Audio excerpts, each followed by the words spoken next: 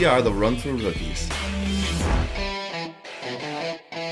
Welcome back to Run Through Rookies. What is wrong with you? Tyler, we're ready. Man. Good. You're I good? took a B complex this morning and I feel great. Good. B complex. Yeah. He's like, Is that one to of be those or new not drugs? to be. What? Is that like a new drug? Is that like calling an old drug? The now street or name something? is Cokie. Nice. Oh, because Heard it of starts that. with a C and then. Because it's not a B, it's complex. Yep, that's fine. I get it now. It's cool. Hello, ladies and gentlemen, and welcome to our first Review. review discussion Yeah. of the first game that we ever beat on this channel. Yeah. Yeah. Halo. Halo 1 CE. Mark it down. Yeah. Combat Evolved. Yeah. We did it. Is it still fun in 2020? I That's feel the question we're going to accomplished. answer. So yeah, first, let's talk about our history. How much Halo did you play back in the day? How much of the campaign? How much multiplayer? What's your history with this series? I have a pretty limited history in the Halo world. I played a little bit of online, Halo 3. Oh, I think I played a little bit of the campaign of Halo Reach. Played online with that one as well. Possibly dabbled with 4 a little too. little something with 4. Just a little dib dab. little something. So That's about it. Yeah, you got some experience. Yeah. I mean, mostly in like knowing how to control it, but Yeah. not in the actual story Yeah. of Halo. Yeah, I played through, I think, Halo 1, 2, 3, 4, and Reach. Well, So I had a lot more experience because they're just fun. I just enjoyed them. And then when Reach came out, that was the first time I got involved with the online play.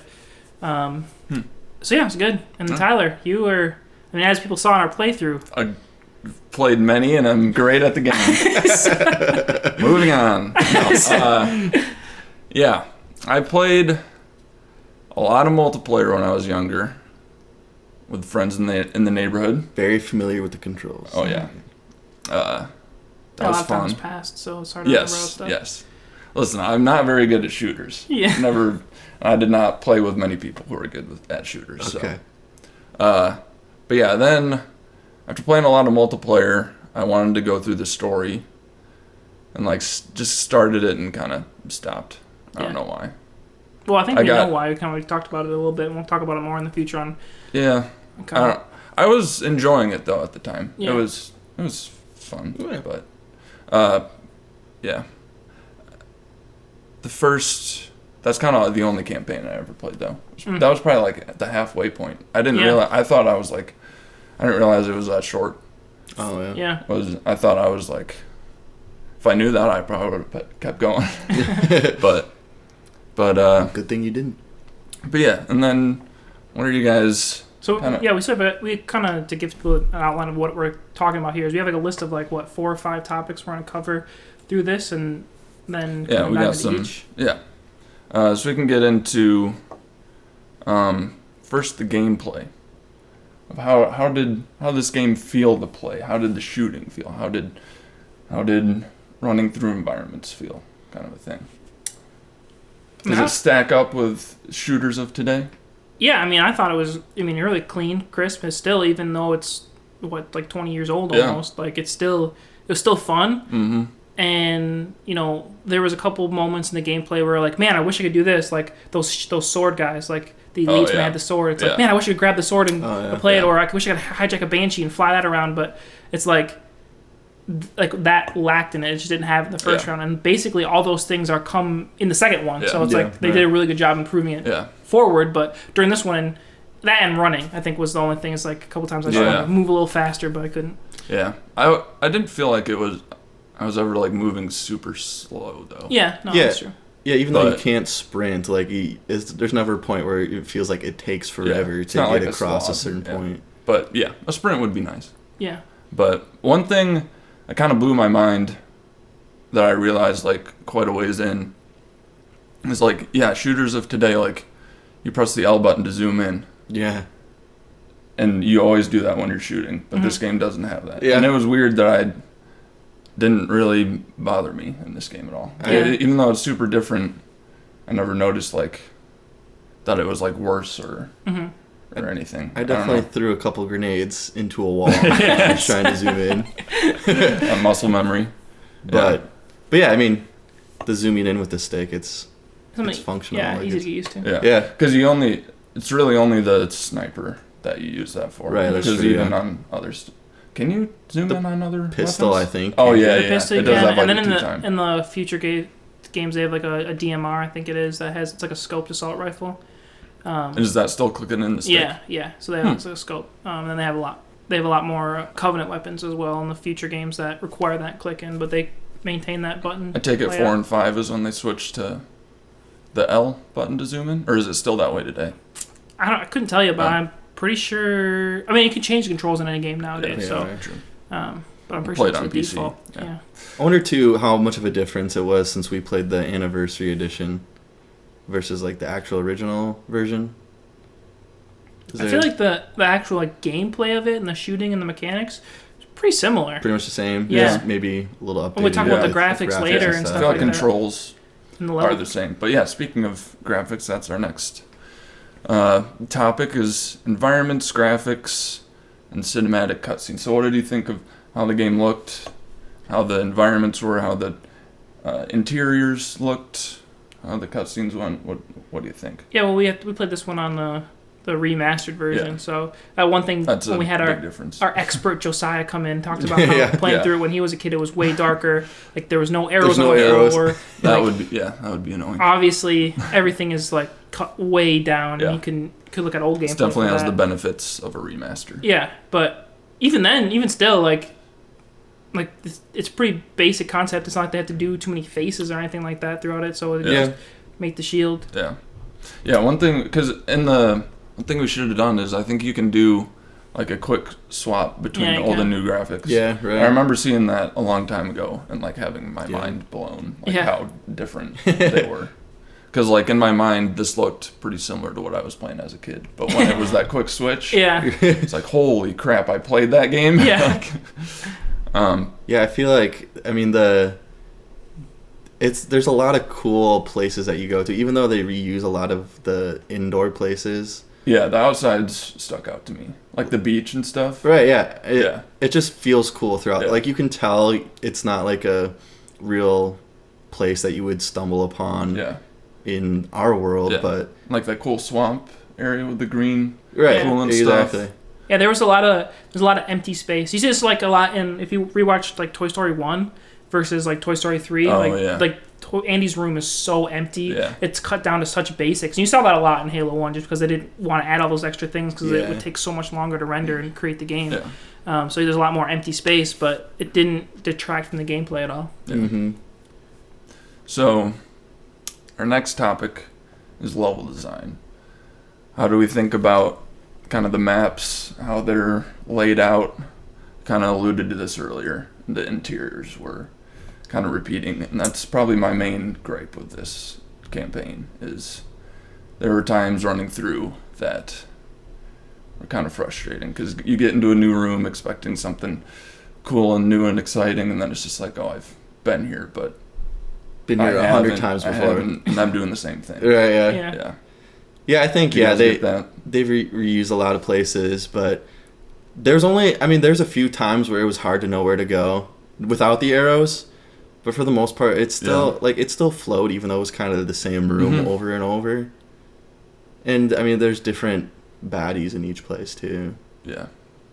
Yeah, I thought it was like I hear what you're saying with like that's one thing that really taught me or showed me that it's an old game. Like even though it's been remastered, that they copied and pasted a lot of places to kind of extend the gameplay and to make it a little bit longer. But like when you look at the whole level design, like there's only like really 4 different places because half the game you're going into something and then the second half of the game you're coming out of the same place almost. Which is kind of cool. Like I think that like it's an interesting way to solve the problem of not having to create a ton of new stuff all the time. Yeah. I'm always down for an escape sequence. Yeah. Which is basically what this whole game is. And the feel for the second half of it, like it's a totally different feel too because it's like you know what's happening by the time you're running away, and so there's this feeling of like I gotta escape. Yeah. Which adds a real fun element to it. Yeah, like you can tell the story arc is go to here to then back, and that's like the whole Halo experience is here, back, blow something up. So yeah, maybe we should get into that next. Is the story? I mean, great. Like, I loved it. I thought it was so... it'd be like... I mean, it's like, it's hard to play this game without being tainted at all. It's like watching Star Wars for the first time when you're 20 years old. Like, you know the twists and the sequels, and if somehow you don't know them, going into this game, like, trying to put yourself in that place of experiencing it for the first time, like, I remember even a couple times, Sam, you were like, well, okay, I'm really getting into it now. Like, I'm really interested in like, what's going on. Like, with the storyline, and just, like, starting out with, oh, it's a war between humans and aliens, and then at the end of it, it's a 4-team battle to take control of something. I think it's sweet. Yeah, for sure. I was really captivated by the story, and I like just even watching it without playing is really interesting. And I know they do like have Halo shows and movies, probably, don't they? Yeah. Oh yeah. They do. Right. Yeah. Which is probably different, but yeah, the cutscenes were great. Definitely theatrical and intriguing, and I liked a lot of the cutscenes. Keeps you captivated throughout the whole time you're playing. Mm-hmm. Yeah, I enjoyed it too. It was I never realized how much was going on in Halo.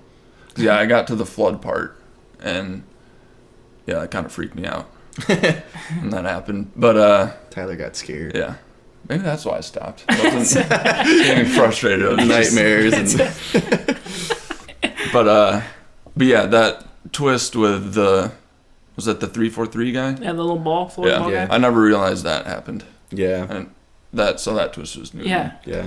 Yeah, and then you have the Sentinels, the Flood, the Covenant, and the humans all fighting each other. Yeah. Like, that's crazy. Yeah. Like, that's cool. And it just all happens, like, so naturally, and it flows. It's not like they're just throwing enemies in willy-nilly. Just everyone's there.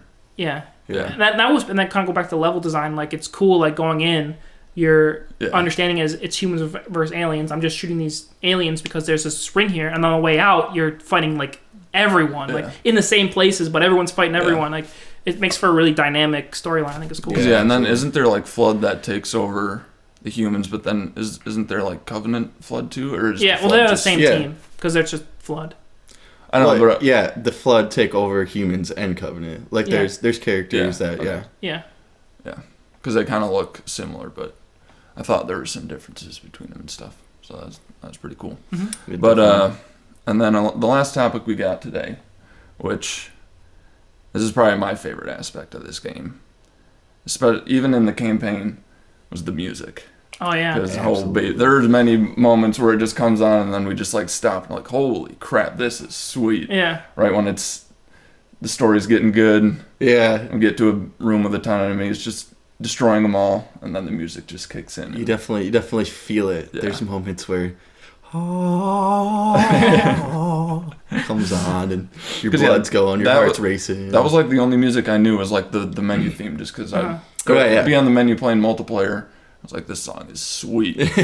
And then for sure, I never really got into the campaign enough to see all the different parts where the music kicks in. Right. The guitars are going, and there's like so many different. There's like the African chant, the drums, the bongos. Like, this is super diverse and super cool. But they all had that Halo like feeling to it. Like for sure. There's such a unique soundtrack to it that you like. I feel like if you pulled those songs out of Halo and just listened to it, like you'd be able to tell that Halo.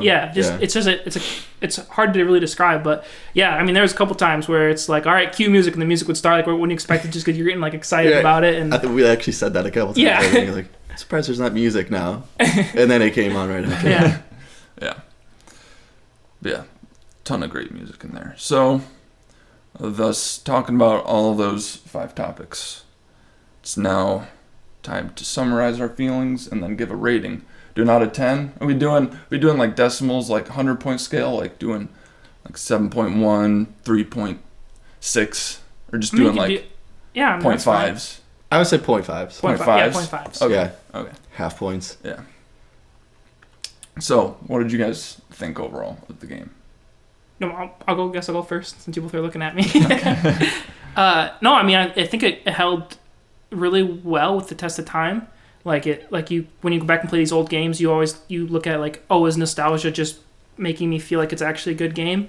But as you guys experienced it for the first time, and me kind of going back to it, is like, no, like this is a quality game. Like the storyline is good, like the gameplay is good, and it's just fun. Like you enjoyed it the whole time, and you could see why you spent hours and hours and hours playing on Blood Gulch with your friend, because it's just a fun setup and a fun game.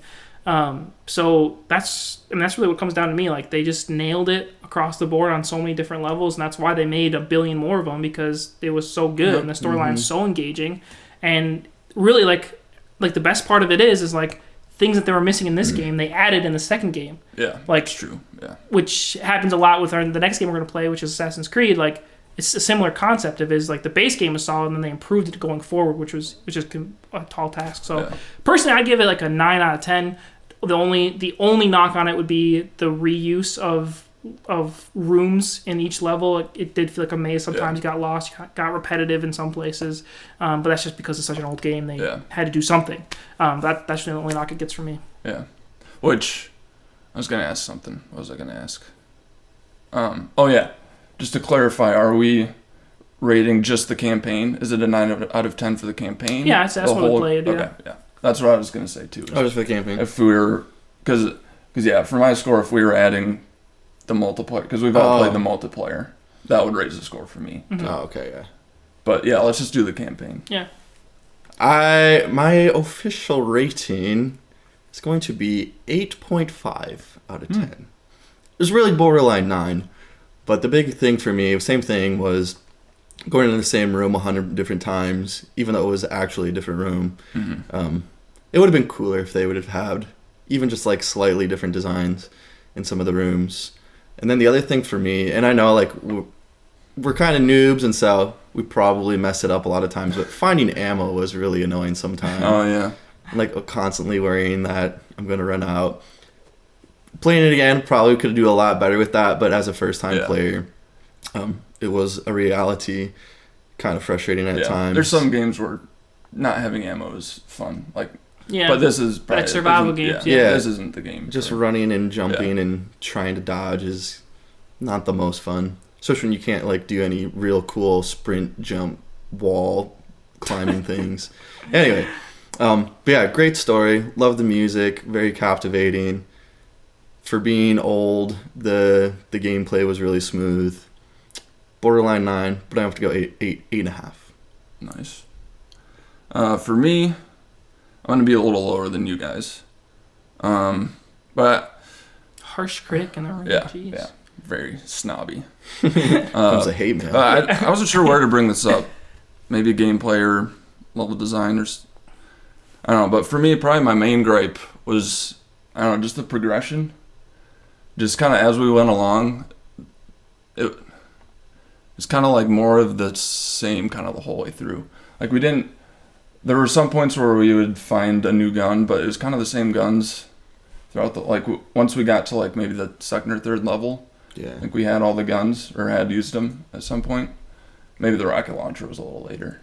It was a little later, I think. But that and like enemies, like we kind of saw most of the enemies kind of right away. Right. There's not really any like bosses. That's kind of something I don't know. I guess I see where you're coming from.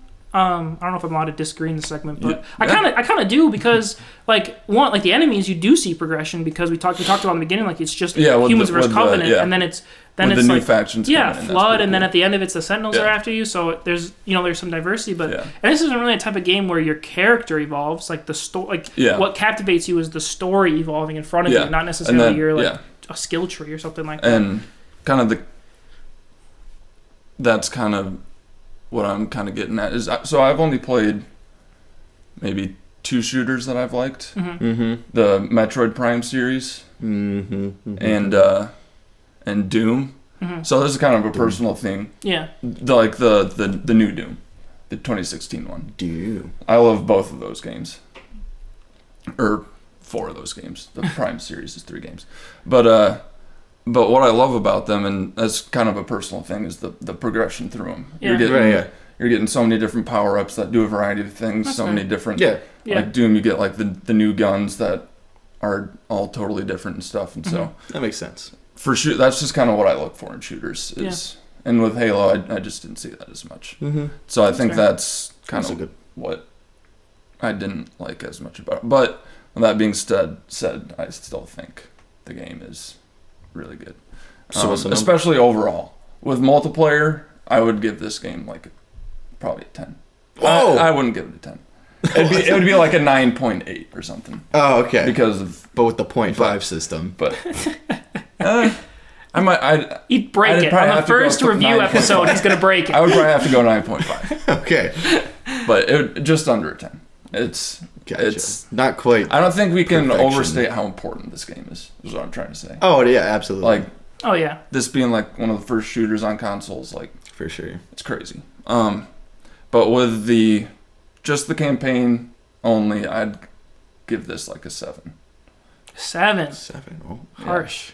Yeah. That's fair. But 7 is your 7 is like good. Based off your points, yeah. Yeah, we don't have anything to compare it to, and your 7's probably based on playing it now and not playing it you're not taking inflation, time inflation in account. I think it would be like an 8 back in the day, the campaign. But yeah, with the games I've played, personal taste and how it's aged, I would put it a little lower. There it is. Right on. But so yeah, maybe we can average those out. It's at 8.3, roughly. Oh, you got it in your head already? Yeah, kind of. I mean, 8.2. What did we all give it? I gave it a 7. 8.5. 9. 9. 9. Look at the. I'm just trying to score brownie points with the people listening. It's just score the highest on Halo because I know everyone loves it. So 7, 8.5, and 9. So the Run Through Ricky's official score is 8.1666666 forever. So 8.2. 8.16. Repeating, of course. So an 8. Yeah, like I said, 8.1 or 8.2. Yeah. Cool. Nailed it. There we go. All right. There it is. Thanks for watching, everyone. We'll do this after every game we play. Our next game, Assassin's Creed. The next video will be out in a couple days we're going to play the second one, and we'll explain why in that video. So remember to like, subscribe, and share. And don't leave too many mean, nasty comments. I love this. I still loved it. Bye.